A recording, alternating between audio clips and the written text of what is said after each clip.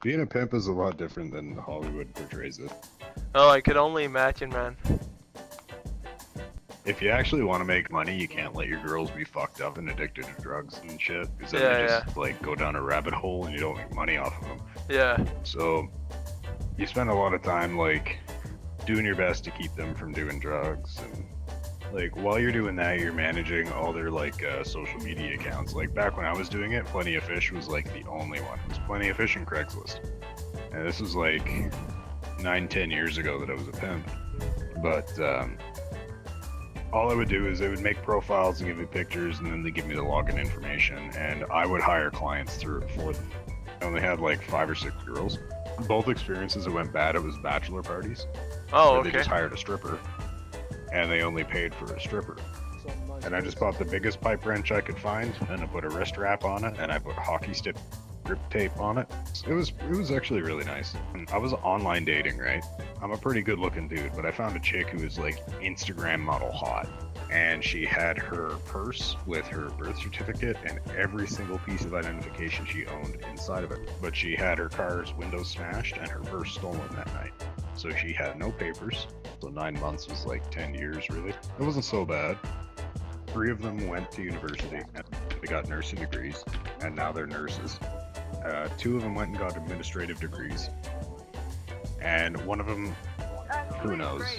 I took 5 out of 6 chicks that were literal prostitutes and put them into fucking upper class society.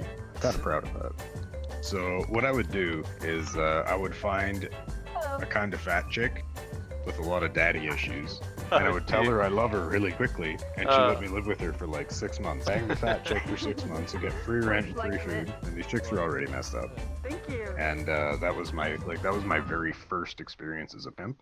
Yeah, yeah. And that's why I decided to be a good one. I wouldn't call it rough, dude. It's not rough, man. It's understanding a different form of productivity. A different form of being productive. Oh yeah, sure. Like, consent is the #1 thing, but like with my experience as a pimp, consent isn't the only thing, because the concept of consent allows these girls to be manipulated.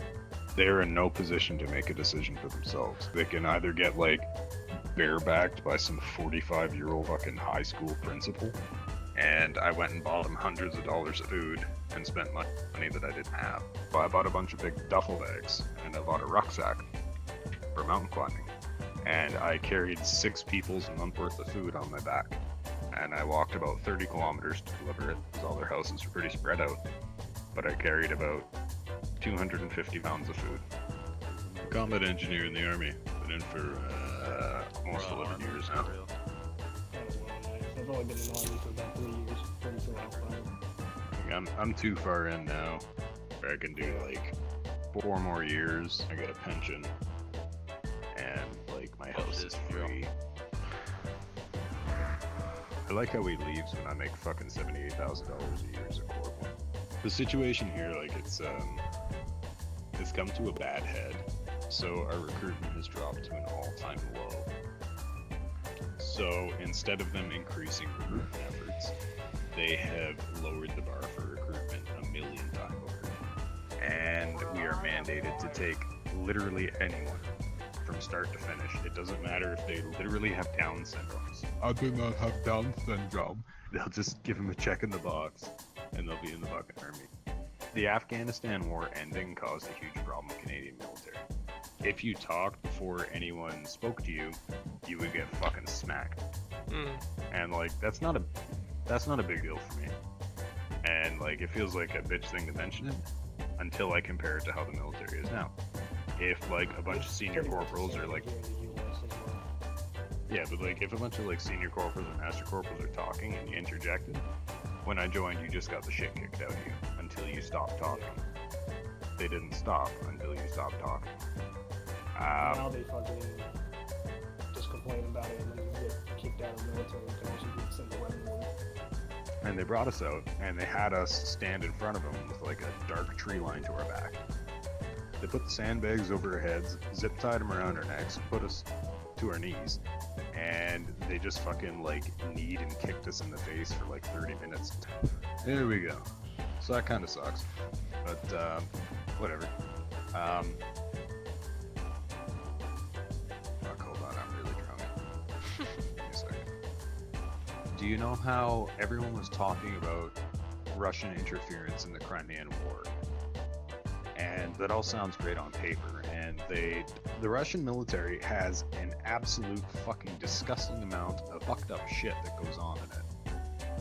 For infantry units that are based in Moscow, there is a very large trend where young boys who come to the unit, like just turned 18, the second they show up, a bunch of dudes gang rape them in women's clothes, and they fucking gang rape them, and they videotape it in big pictures. And then they tell the dude, and if you don't make us money, we're gonna send these pictures and videos to your mother.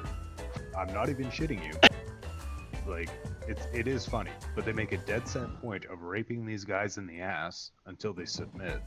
Because they got like 50 dudes. 50 gay dudes.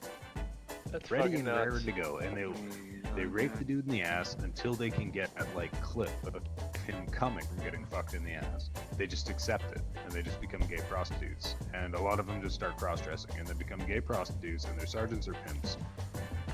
And like, that is a very small microcosm of how fucked up the Russian military is. Literally, they are soldiers and transvestite prostitutes. And this is only one example of the fucked up things that happen in the Russian military. There's so many, but this is the most powerful one, and it happens a lot. Just remember Louis Carter. Hans Island is Canadian clay. Honestly, I cannot I hear you. comprehend like the massive like difference in your voice to your character and all these stories, like super hardcore like military man being a female in that VR chat. It's kind of funny.